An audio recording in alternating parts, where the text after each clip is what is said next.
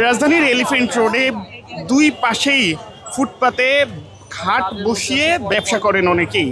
ফুটপাত দখলের উচ্ছেদ অভিযানে এসেছেন ডিএমপির একটি আভিযানিক দল, এবং সেই উচ্ছেদ অভিযানে এসে যখন ফুটপাত থেকে, এলিফ্যান্ট রোডের ফুটপাত থেকে দোকানগুলো উচ্ছেদ করা হয়, ঠিক তখনই ভেসে আসে দুর্গন্ধযুক্ত পানি। এবং আমরা দেখতে পারি ঠিক রাস্তার পাশে দোকান থাকায় ড্রেনের যে পানির যাতায়াত করতে বাধা পাওয়ায় ময়লাযুক্ত অবস্থা সেটি দৃশ্যমান হয়ে ওঠে। এবং এই মুহূর্তে যিনি ম্যাজিস্ট্রেট, স্পেশাল মেট্রোপলিটন ম্যাজিস্ট্রেট আছেন এই অভিযানে, তিনিও কিন্তু সেই দৃশ্যটি তার ভিডিও চিত্রে ধারণ করছেন, তার মোবাইলের ভিডিও চিত্রে। এবং এই মুহূর্তে আমরা সেই দৃশ্যই আপনাদেরকে দেখানোর চেষ্টা করছি।